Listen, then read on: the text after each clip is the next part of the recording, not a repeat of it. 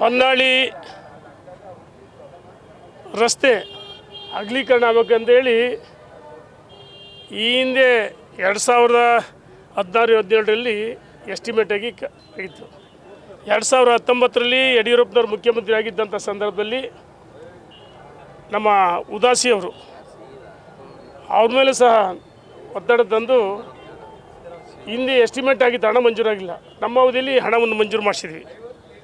ಅದಾದ ನಂತರ ಹೊನ್ನಾಳಿ ಟೌನ್ ವ್ಯಾಪ್ತಿ ಒಳಗೆ 4 ವೇ ಅದನ್ನು ಅಲ್ಲಿಗೆ ಕೈ ಬಿಟ್ಟಿದ್ರು. ನಾನು 2021ರಲ್ಲಿ ಹೊನ್ನಾಳಿ ತಾಲೂಕು ಕಚೇರಿಯಲ್ಲಿ ಬಲ್ಮುರಿ ಕ್ರಾಸಿಂದ ಸಂಗೊಳ್ಳಿ ರಾಯಣ್ಣ ವೃತ್ತದವರೆಗೂ 4 ವೇ ಬೇಕಂತೇಳಿ ಅಸಿಸ್ಟೆಂಟ್ ಕಮಿಷನರ್ ಹುಲ್ಮನೆ ತಿಮ್ಮಣ್ಣವ್ರ ಅಧ್ಯಕ್ಷತೆಯಲ್ಲಿ ಏನು ಕೆಶಿಪ್ ಇಂಜಿನಿಯರ್ಸು ಸಂಬಂಧಪಟ್ಟೆಲ್ಲ ರೈತರನ್ನ ಕರೆದು ನಾನು ವಿನಂತಿಯನ್ನು ಮಾಡಿದೆ, ನಿಮಗೇನು ಪರಿಹಾರ ಬೇಕು ಕೊಡಿಸ್ತೀವಿ ಅಂತೇಳಿ. ಯಾಕೆಂದರೆ ಹೊನ್ನಾಳಿ ನಗರ ಸುಂದರವಾಗಿರ್ಬೇಕಂತ ನಮ್ಮೊಂದು ಕನಸಿತ್ತು. ಹೊನ್ನಾಳಿ ನ್ಯಾಮತಿ ರೋಡು ಏನು 4 ವೇ ಮಾಡಿಸಿದ್ವಿ, ಗೊಲ್ಲಹಳ್ಳಿಯಿಂದ ಹಿಡಿದು ಅಲ್ಲಿ 4 ವೇ ಮಾಡಿಸಿದ್ವಿ. ಮತ್ತು ಶಿವಮೊಗ್ಗ ರೋಡು TB ವೃತ್ತದಿಂದ ದೇವನಾಯಕಹಳ್ಳಿಯಿಂದ ಅಲ್ಲಿಂದ ಸುಮಾರು 2 ಕಿಲೋಮೀಟ್ರು 4 ವೇ ಮಾಡಿಸಿದ್ವಿ. ಇದು ಸಹ 2019ರಲ್ಲಿ 4 ವೇ ಮಾಡಿಸಿದ್ವಿ. ನಾವು ಯಾವುದೋ ಕಾರಣಕ್ಕೆ ಸೋಲಾಯಿತು. ಆ ಸೋಲಾದ ನಂತರ ಕೈ ಬಿಟ್ಟಿದ್ರು. ಇದನ್ನು ಮತ್ತೆ 2021ರಲ್ಲಿ 4 ವೇ ಮಾಡ್ಬೇಕಂತೇಳಿ AC ಅವ್ರ ಅಧ್ಯಕ್ಷತೆಯಲ್ಲಿ ಸಭೆ ಮಾಡಿ ಹೊನ್ನಾಳಿ ತಾಲೂಕು ಕಚೇರಿ ಒಳಗೆ 4 ವೇ ಮಾಡಿಸಿದ್ವಿ.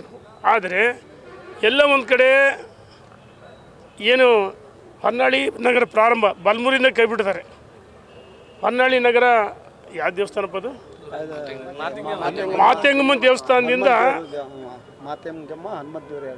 ಮಾತೆಂಗಮ್ಮ ಆಂಜನೇಯ ದೇವಸ್ಥಾನದಿಂದ ಸಂಗೊಳ್ಳಿ ರಾಯಣ್ಣ ವೃತ್ತದವರೆಗೆ 4 ವೇ ಏನು ಮಾರ್ಕ್ ಆಗಿತ್ತು ಹಿಂದೆ ನಮ್ಮ ಅವಧಿಲಿ 11.5 ಮೀಟ್ರು, ಮಧ್ಯ ರಸ್ತೆಯಿಂದ 11.5 ಮೀಟ್ರು, 11.5 ಮೀಟ್ರು ಎಷ್ಟು 11.5 ಮಧ್ಯ ರಸ್ತೆಯಿಂದ 11.5 ಮೀಟ್ರು 11.5 ಮೀಟ್ರು ನಾವು ಮಾರ್ಕು ಮಾಡಿಸಿದ್ವಿ.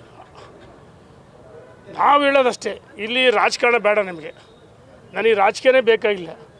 ಅಭಿವೃದ್ಧಿಗೆ ಸಹಕಾರ ಕೊಡೋಕ್ಕೂ ನಮ್ಮ ಕರ್ತವ್ಯ. ಇವತ್ತು ಪ್ರಾರಂಭ ಅಲ್ಲಿಂದ 11.5 ಮೀಟ್ರು ತೆರವುಗೊಳಿಸಿರಿ. ಇನ್ನು ಬರ್ತಾ ಬರ್ತಾ ತಾಲೂಕು ಕಚೇರಿಯಿಂದ ಈ ಕಡೆ ಕೆಲವು ಕಡೆಗೆ 9 ಮೀಟ್ರು 8.5 ಮೀಟ್ರು ಸಮರ್ಪಕವಾಗಿ ತೆರವುಗೊಳಿಸಿಲ್ಲ. ನಾವು ಎಲ್ಲ ಸೇರಿ ನಮ್ಮ ಪುರಸಭೆಯ ಮಾಜಿ ಅಧ್ಯಕ್ಷಗಳು, ಸದಸ್ಯಗಳು, ನಗರದ ಮುಖಂಡರು ಒತ್ತಾಯ ಮಾಡ್ತೀವಿ, ಹೊನ್ನಾಳಿ ನಗರ ಸುಂದರವಾಗಿರಬೇಕು. ಅದು ನಮ್ಮ ಕಲ್ಪನೆ. ನಾವು ಯಾರ್ದೋ ವಿರುದ್ಧ ತೇಜಾವಧಿ ಮಾಡೋಕ್ಕೂ ರಾಜಕಾರಣ ಮಾಡೋಕ್ಕೂ ಯಾರನ್ನೂ ಟೀಕೆ ಮಾಡೋಕ್ಕೋಸ್ಕರ ನಾವು ಬಂದಿಲ್ಲ. ನಾವು ಹೇಳ್ತಾ ಇದ್ದೀವಿ, ಸೋಮವಾರದೊಳಗಾಗಿ ಇದನ್ನು ಸಂಪೂರ್ಣವಾಗಿ ಏನು ಮೆಜರ್ಮೆಂಟ್ ಇದೆ ಅದ್ರ ಪ್ರಕಾರ ತೆರವುಗೊಳಿಸ್ತಾ ಇದ್ದರೆ ನಾವು ಭಾರತೀಯ ಜನತಾ ಪಾರ್ಟಿ ಮತ್ತು ಹೊನ್ನಾಳಿ ನಗರದ ನಾಗರಿಕರ ಸಹಕಾರದಿಂದ ಒಂದು ಹೋರಾಟವನ್ನು ಮಾಡ್ತೀವಿ ಅಂತೇಳಿ ನಾನು ಎಚ್ಚರಿಕೆಯನ್ನು ಕೊಡ್ತಾ ಇದ್ದೀನಿ. ತಕ್ಷಣ ಇದನ್ನು ಮೆಜರ್ಮೆಂಟ್ ಪ್ರಕಾರ ನನಗೆ ಎಸ್ಟಿಮೇಟ್ ಕೇಳಿದ್ದೀನಿ ಎಂಜಿನಿಯರ್ಗೆ. ನಾನು ಈ ಹಿಂದೆನೂ ಸಹ PD ಮಾತಾಡಿದೆ, ಪ್ರಾಜೆಕ್ಟ್ ಡೈರೆಕ್ಟರ್ ಅವ್ರಿಗೂ ಮಾತಾಡಿದೆ. ಎಸ್ಟಿಮೇಟ್ ಪ್ರಕಾರ ಕೆಲಸ ಆಗಿದೆ, ನಾವು ಬಿಡಲ್ಲ, ಹೋರಾಟ ಮಾಡ್ತೀವಿ ಅಂತೇಳಿ ಎಚ್ಚರಿಕೆಯನ್ನು ಕೊಡ್ತೇನೆ. ಎಷ್ಟು ಕಿಲೋಮೀಟರ್ ವ್ಯಾಪ್ತಿ ಮತ್ತು ಎಷ್ಟು ಇದು 902 ಕೋಟಿ. ಗದಗು, ಹಾವೇರಿ, ರಾಣೆಬೆನ್ನೂರು, ತುಮ್ಮಿಕಟ್ಟೆ, ಹೊನ್ನಾಳಿವರೆಗೂ ಇದು ಸಮರ್ಪಕವಾಗಿ ಕಾಮಗಾರಿ ಆಗಬೇಕಂತ ಉದ್ದೇಶ ಬಿಟ್ಟರೆ ನಮ್ಮದು ಇದೇನು ದುರುದ್ದೇಶ ಇಲ್ಲ. ಇದು 4 ವೇ ಏನಿದೆ ಹೊನ್ನಾಳಿ ನಗರ ಯಾವ ಕಡೆಯಿಂದ ಬಂದರೂ ಚತುಷ್ಕೋನ ರಸ್ತೆ ಇರಬೇಕಂತೇಳಿ ಗೊಲ್ಲಹಳ್ಳಿಯಿಂದ ಅಪ್ ಟು UTP ಆಫೀಸ್ ಸರ್ಕಲ್ವರೆಗೂ ಮಾಡಿದ್ವಿ. ನ್ಯಾಮತಿನ ಅದೇ ರೀತಿ ಮಾಡಿದ್ವಿ. ಮತ್ತು ತುಮ್ಮಿಕಟ್ಟೆ ರಸ್ತೆ ನಾವು 4 ವೇನೇ ಮಾಡಿದ್ವಿ. ಚತುಷ್ಕೋನ ರಸ್ತೆ ನಾವು ಸೋತಾಗ 2013 ಕೈ ಬಿಟ್ಟಿದ್ರು. ಮತ್ತೆ ನಾನು 2018ರಿಗೆ ಶಾಸಕರಾದ ಮೇಲೆ ಮತ್ತೆ 4 ವೇ ಸೇರಿಸಿದ್ದೀನಿ. ವಿತ್ ಡೇಟ್ ಕೊಡ್ತೀನಿ, ರೆಸಲ್ಯೂಷನ್ ಮಾಡಿಸಿದ್ದೀನಿ.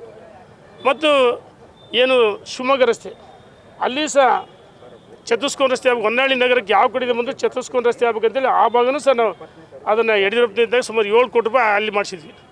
ನಮ್ಮ ಉದ್ದೇಶ ಒಂದೇ, ಚತುಷ್ಕೋನ ರಸ್ತೆಯನ್ನು ಹೊನ್ನಾಳಿ ನಗರಕ್ಕೆ ಸುಂದರವಾಗಿರಬೇಕು. ಯಾರಾದರೂ ಹೊನ್ನಾಳಿ ಬಂದರೆ ಒಂದು ರೀತಿ ಮೊದಲು ಬೇರೆ ರೀತಿ ಮಾತಾಡ್ತಾರೆ. ಈಗ ಈ ಹೊನ್ನಾಳಿ ನಗರಕ್ಕೆ ಬಂದರೆ ಚೆನ್ನಾಗಾಗಿದೆ ಅಂತೇಳಿ ಬೇರೆ ಬೇರೆ ಜಿಲ್ಲೆಯವರು ಮಾತಾಡ್ತಾರೆ. ಇದು ನಮ್ಮದು ಒಂದು ಕನಸು ನನಸು.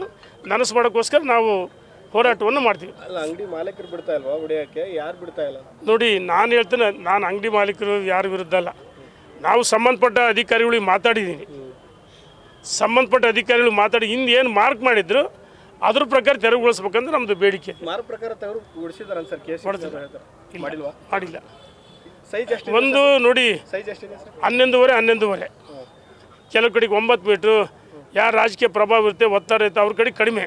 ಹಾಗೆ ಯಾವ ಪಾಪಿ ಪ್ರದೇಶಗಳು ಎಲ್ಲರ ಕಡೆ ಸುಮ್ಮನೆ ದಬಾಸ್ ಹೊಡೆದಾರೆ. ಇದು ಸರಿಯಲ್ಲ. ಎಲ್ಲರಿಗೂ ಒಂದೇ ಇರಬೇಕಲ್ಲ ಕಾನೂನು. ರಾಜಕೀಯ ಒತ್ತಡ ಅಂದರೆ ಇರೋದು ಕಾಂಗ್ರೆಸ್ ಶಾಸಕರು, ಇಲ್ಲಿ ಯಾರು ಒತ್ತಡ? ನಾನು ಯಾರ ಬಗ್ಗೆನೂ ಯಾರ ಹೆಸರು ಹೇಳಲ್ಲ. ನಾನು ಒಬ್ಬ ಪ್ರತಿಪಕ್ಷದನಾಗಿ ಹೊನ್ನಾಳಿಯ ನಾಗರಿಕರ ಪರವಾಗಿ ಅಥವಾ ತಾಲೂಕಿನ ಜನತೆಯ ಪರವಾಗಿ ಹೊನ್ನಾಳಿ ನಗರ ಸುಂದರವಾಗಿ ಕಾಣಬೇಕು, ನ್ಯಾಮತಿ ಅದೇ ರೀತಿ ಮಾಡಿದ್ವಿ. ಚೆನ್ನಾಗಿ ಕಾಣಬೇಕೊಂದು ಉದ್ದೇಶ, ಅದಕ್ಕೋಸ್ಕರ 4 ವೇಗಳು ಮಾಡಿದ್ದು. ಆದರೆ ಎಲ್ಲ ಒಂದು ಕಡೆ ಯಾರು ಪ್ರಭಾವಿಗಳು ಹೇಳಿದರು, ಒತ್ತಡಕ್ಕೆ ಮಣಿಬಾರ್ದು ಅಧಿಕಾರಿಗಳು. ನಾನು ಹೇಳ್ದೆ, ಯಾರೋ ಶಾಸಕರ ಮೇಲೆ ಮತ್ತೊಬ್ಬರ ಮೇಲೆ ನನ್ನ ಆರೋಪ ಅಲ್ಲ. ನಾವು ಹೇಳ್ತಾಯಿದ್ವಿ, ಅಧಿಕಾರಿಗಳು ಇಲ್ಲಿ ಕೆಲಸ ಮಾಡಿಸೋರು, ಅವ್ರು ಮಾಡಬೇಕು. ಅಧಿಕಾರಿಗಳು ಇದನ್ನು ತೆರವುಗೊಳಿಸ್ಬೇಕು. ಇಲ್ಲದೇ ಆದರೆ ನಾನು ಒತ್ತಾಯ ಮಾಡ್ತೀನಿ, ಅಧಿಕಾರಿಗಳಿಗೆ ಎಚ್ಚರಿಕೆನೂ ಕೊಡ್ತೀನಿ. Thank you. ನಿರ್ಭೀತ, ನಿಷ್ಪಕ್ಷಪಾತ, ವಿಶ್ವಾಸಾರ್ಹ ಸುದ್ದಿಗಳಿಗೆ ಮತ್ತೊಂದು ಹೆಸರಾಗಿರುವ News18 ಕನ್ನಡ ಈಗ ಆಪ್ನಲ್ಲೂ ಲಭ್ಯವಿದೆ. ದಯವಿಟ್ಟು ಇಲ್ಲಿರುವ QR ಕೋಡ್ ಅನ್ನು ಸ್ಕ್ಯಾನ್ ಮಾಡಿಕೊಂಡು ಆಪ್ ಡೌನ್ಲೋಡ್ ಮಾಡೋದಕ್ಕೆ ಮರಿಬೇಡಿ.